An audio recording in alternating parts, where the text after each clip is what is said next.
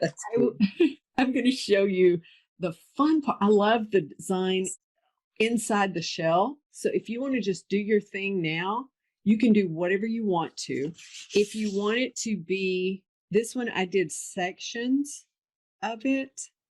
And then I would do like this one, I did certain patterns within the sections. But if you have an idea of like, oh, I want to do this inside my shell, please do that. If you want to learn how to create this outline, I'll show you that. And so with this one, the key to the center design is building this centerpiece first. Okay. Okay. And when I say the centerpiece, I want you to see here. So this is a curved line here. Then down here, we have this one. They kind of got like straight edges and a curve, straight edges and a curve, straight edges and a curve. So we have three of the same. And then we have a little different shape here at the bottom. And so we'll create this center line. And then there's a little secret in how you connect it to the edges that makes it look the difference between like, oh, that looks cool versus something's not quite right there. Okay, so I've got a little, I'll share with you some of what I learned in drawing a lot of not quite right. So our interior design, the first part is just this gentle curve that comes down. So I want you to think we've got 5 pieces. So if we have the first one comes about here, then we have like 1, 2, 3, and then we have 1. So our third piece is going to be kind of around our center dot. So that's kind of our home base. So this first one, and it's going to go halfway between the top of the arm and the neck.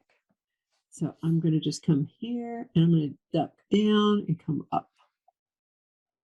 And then I'm going to take that second line, and remember the concept, the second line can scoot it down or scoot it up. So that second line is like your safety net. You can adjust a bit of what you've done there. And then I'm going to come to the bottom. Remember what I said before, like you plan because that ing problem. So sometimes if I'm lettering, I'll do the first and the last letter and kind of work in. So we're going to use that. We're going to work top and bottom and then move in. So this bottom shape is, it kind of like comes out and has this like little flat part, flat-ish. So, and it's going to come down. I'm going to make it a little bit of a curve. And then I'm just going to let it kind of come down toward where the legs are. I don't really love how this is intersecting here, but it'll be okay. I'm just going to draw my little center line in, and that's not my favorite, but I'm going to just roll with it. And so now we have 3 pieces to put on the interior.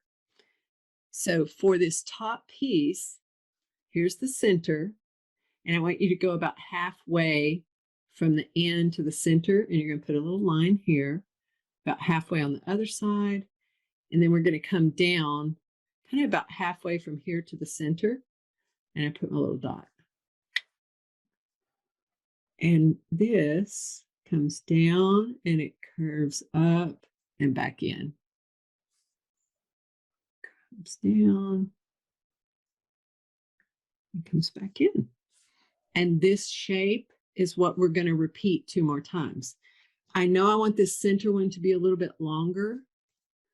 It needs to come down below that center dot. I'm going to curve it. Come inside. I'm going to double it. And the reason we double these lines is it leaves space between all your patterns you're going to fill in with. So you'll pick a little space and you'll just fill it with the pattern. So this will make it super easy on the fill in. The last one, notice how I'm not connecting at the corners, but I'm coming in a little bit. And so this one, I'm coming down because I know the base of it needs to come all the way to here. So I'm just going to connect that line around. So by drawing this way, the other thing that happens is it ends up being this uniquely you drawing because you're not exactly copying it. So everyone's ends up being similar, but distinctive. And so I've done this method with, the largest group was 80 first graders at the same time drawing snowmen, and it was amazing. So, and they all looked different and they were all beautiful. All right. So when you're ready, is everyone ready for the connecting out? Because this is where it can look. The difference between a straight line and a gentle curve is very important. So this line, we're going to connect from the corner to the edge, but there's a very gentle curve here, because if it were to be very straight, it would look unnatural because we don't have straight lines in nature. So to get this, I'm going to come from here to the side, and it's just a gentle curve. It's kind of coming from where that corner is, gentle curve. Now we're going to double it. And then I'm going to look down here, and I'm kind of like, this is the curved part. And this one is very important. You do not want this one to be like the equator. It is not straight across. We want a gentle, gentle curve.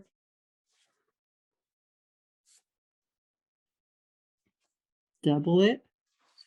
And then the last one again, coming down just a little bit more and a little bit more. And then you can look at yours and you're like, So as I critique mine, I'm doing a little this is going to be my little self-acceptance talk. So I'm like, okay, if I were to do it again, I'd maybe even up the flippers a bit, but those are okay. This head thing, I think my head just looks a little small, and I can do something to make it a little bit larger. Like the flippers, like if I start making one, I don't think I could even them up. And I think that's a bad choice to try, because that's where you end up with like, I should have not. So I'm going to let those be. But what I'm going to do on the head is I'm going to add another line around it. We're going to see what happens here. Okay, so I'm like, oh, that's kind of interesting. So that makes that a little bit bigger.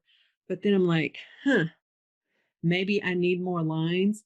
I'm going to resist that right now. What I'm going to do is I'll shift to adding the patterns to it. And then after I get all my patterns in, then I'll look at it again and see if it needs a little something. Okay, so before you move to your patterns, I want you to see these bubbles. We've been here before. Remember, I was showing you, these are just kind of spread out. So the way I look at that is I'll put in some larger ones first. I'm going to leave this up so you can look at that. So on your little turtle, so there's like 3 here, there's 3 there, there's 4 in between. A lot of times I'll try to make them odd numbers, because it's kind of easier for it not to look super even with when you're using odds. I bring in a little smaller ones. So just to give it that essence of water.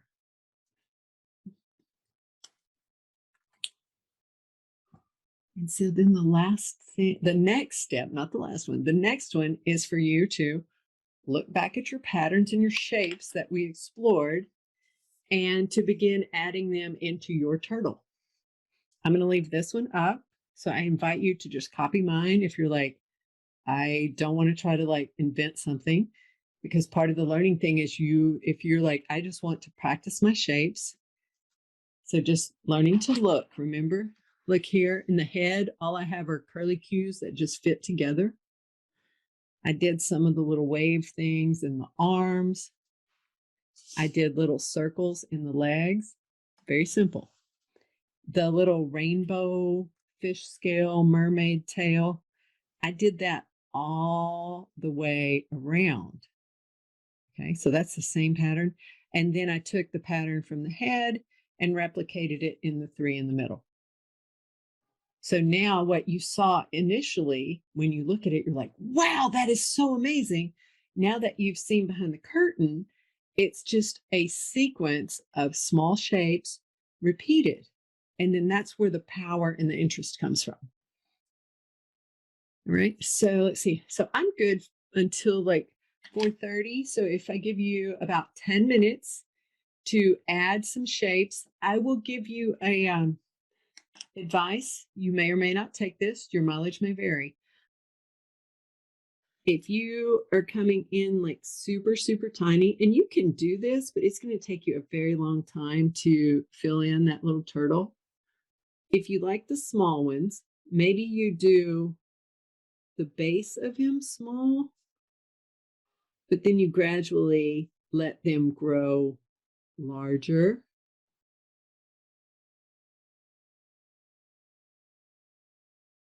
So that's about how many I could fit in. It's not fully 3 rows.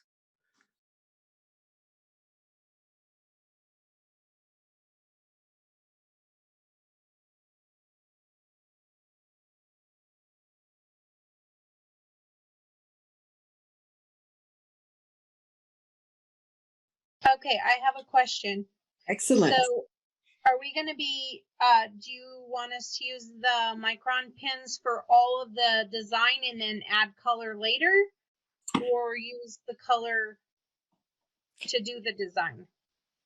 Great question. I used the micron pins and then I added color on top of them. And the reason I made that decision for me, Brenda, is that I'm on a multimedia paper and it will take water. And so I can put a little marker and add water to it and get a watercolor effect.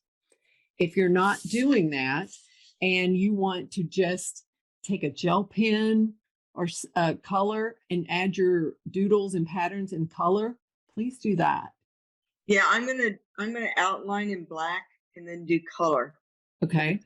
Is that right? Yeah. Okay. Oh, yeah. Okay. So Brenda, the answer is yes. Do so if you have, yeah, if you have the microns.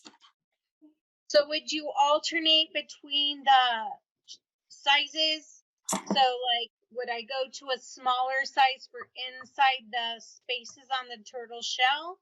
Excellent. Excellent eye. Because you see here the difference in lines. So I let that thicker one have hierarchy. It's more important because it's going to divide us.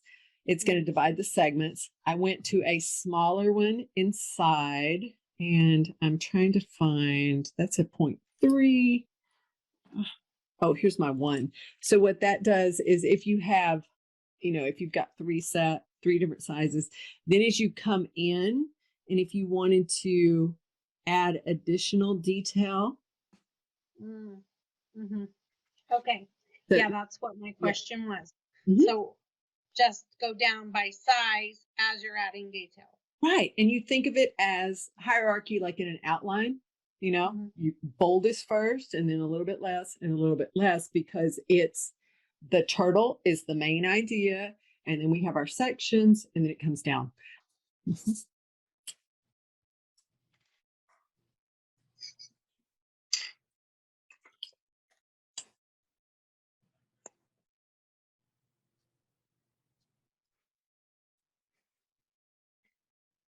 And so if we use the microns are waterproof, right? So if you add watercolor or something, they will stay. And that's what if you have, I need to grab one of my Tombos, but the Crayola Super Tips. Yeah, I have some of those. Yeah, so if you have, I'm going to grab a darker blue so it'll show a little bit. So yeah, your Crayola Super Tips or regular Crayolas. And this was a happy accident for me. Some people kind of really do just fall into it. Of adding water to these can give you a little gentle watercolor. So for the outside of my turtle, you can also do different colors on the inside if you kind of want to watercolor it. So literally, I just put that marker on. You have to get water on it very quickly, otherwise it'll stain that paper. So you don't want it to completely dry. And so then I just dip this brush into water, and then I'm just literally moving that puddle around. And so this is a very kind of simple way to add just a little bit. Yeah, so it's a really cool little watercolor background, and it is. What's it called? These are they're Crayola super tips. So I think there's like, I don't know, 50 of them for like $7. Or do you have any? Ooh. Do you have Tombos, Cynthia? Just black. Okay, so let me run it out. Let me grab a Tombow so I'll show you guys what that one looks like. And the Tombos are definitely more expensive, but if you have them, they'll work kind of the same way. And I know I showed you doodling with your micron first and then coloring second if you wanted to. So any of my rule breakers, here's a new rule for my rule followers too. You could also take and add a little bit of color. So I'm just dropping a little tiny bit of green there. So if you wanted to maybe just push that green in that one section, so you can move it around. Now, if you already have your doodles in, you can also do on top of. So I'll come down here in this little section. I'll give it, and so literally I just like a little scribble, doesn't take much. And quickly, so the key here is to quickly grab the water. I learned that because one time I put the little, I was like, oh, I'm going to save time and put a little splotch in each one and then go back around. And once it starts to dry, you can see that original mark. And so, yeah, have you done that, Brenda? You're nodding very knowingly on that.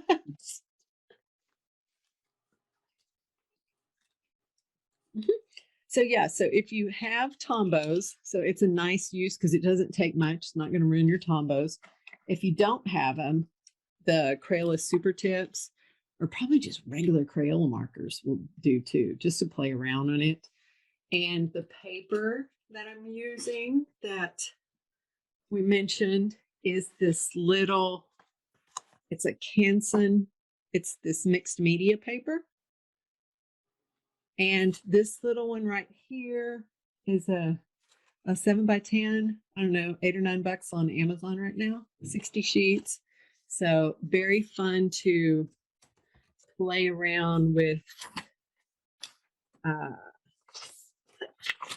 Yeah, this is the one I like to just, yeah, we were just playing around with just different designs. And so Brenda, as you were asking, micron first or color, here's some different ones where I was like, oh, I did a design and left a space and then just added in color in that way as well. I don't know how many of you are already on the mailing list because we do a free Zoom color party each month. I send a little coloring sheet and we just show up and we bring our coloring sheet and we kind of chat and color.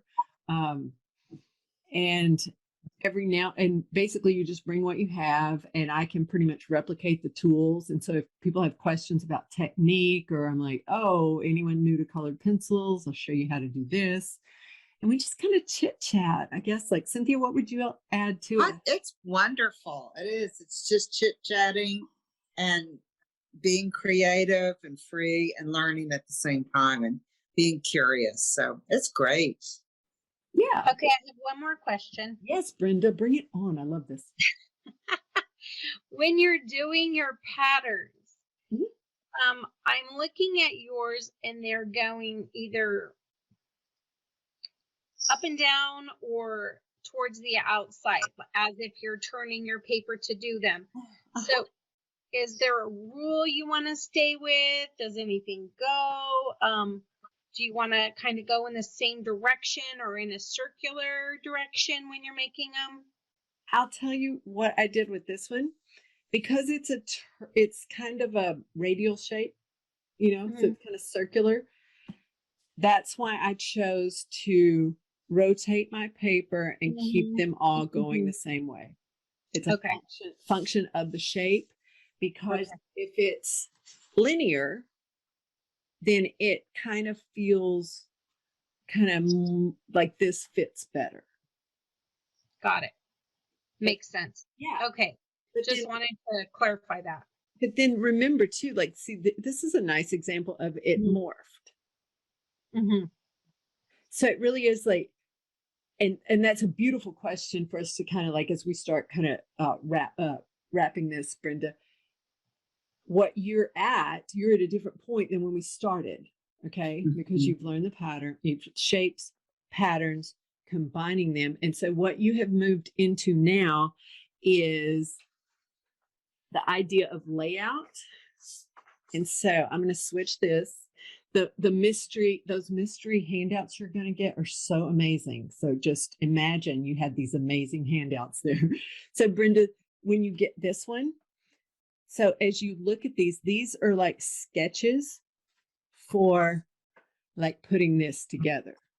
So see how I've got these little waves here. So this is like your big layout. And then you could like figure out, you're like, oh, this one, I'd probably put them all kind of maybe coming down to the bottom.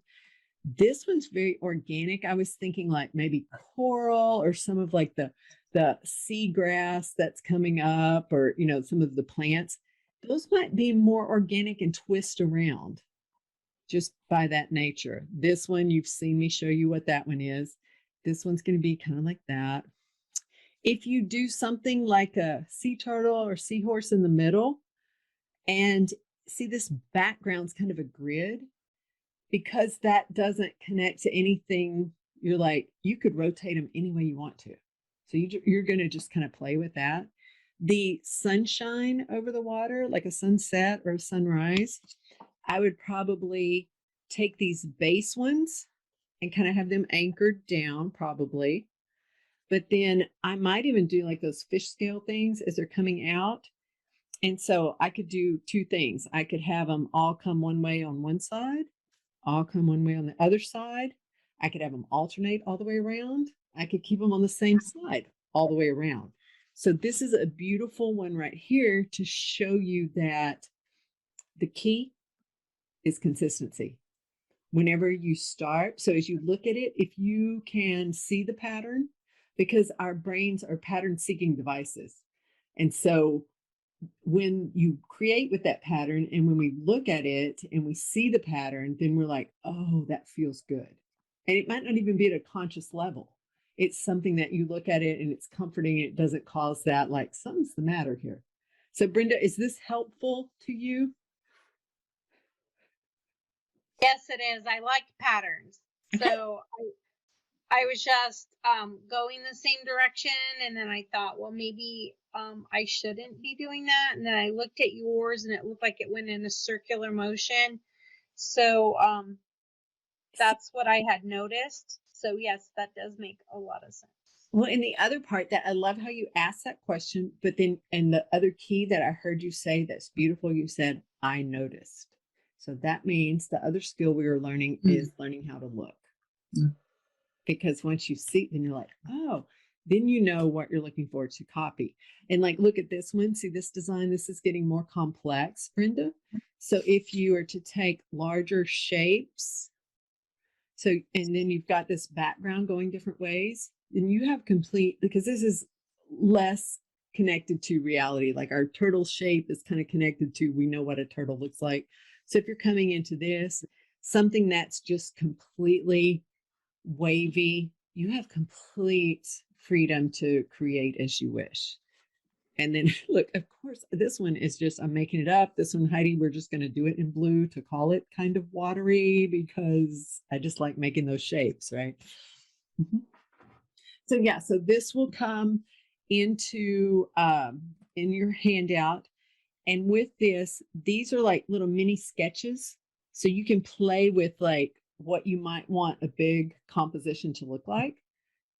But again, that's a different skill from learning your shape, learning your pattern. This is kind of your last step, is the composition of it all. And there is my turtle again. All right. And if anybody wants to like snap a picture of the turtle right now on the screen, in case it'll give me a little time to go walk before I get back to get it to you. Roxanne, I have a question. How did you make, I have started twice now on the top fins, Mhm. making the waves in them, Mhm. and it never comes out right because they're curved, and I'm having a hard time. How would you suggest that I start with that? I faked it. It looks amazing, but if you look close, like I'm just like squishing stuff in. So literally the only key is starting and ending in the corner of the little shape. Okay. Going to those red dots, that convergence. So again, when you look at this little guy, and I'll do a close-up of this into it so you can see the convergence is what creates the optical illusion. Right. And so if you've done it twice and you're like, those little guys are not doing, I would give him a different pattern in those fins so that you can get to a finished turtle to be like, and then know that because this pattern is probably the most challenging one of all the patterns. That's probably why I like it. So you know what? You either get to the point where you're like, okay, turtle, you're okay for now, or switch to another pattern if you want to finish a turtle and then practice just that isolated little pattern. Okay. Yeah, so that one is look, and you know what I did first? Look, Terry, I'm telling y'all the truth. I did these and then I did the legs. So you see what I did? I'm like, this was hard for my brain. So I'm going to put bubbles down here. So Yeah. that's just honestly, that's how I roll. I'm like, I can't sustain it. And then too, if I'm like, that's like happy accident, it looked okay, I'm going to go with that. So yeah, Adorable. yeah, I had to draw that one a lot. And like I said, I drew it a lot and then I got stuck on the little water droplet things. And Heidi, I fell in the hole of those. And that's all I wanted to draw. I was like, I love them.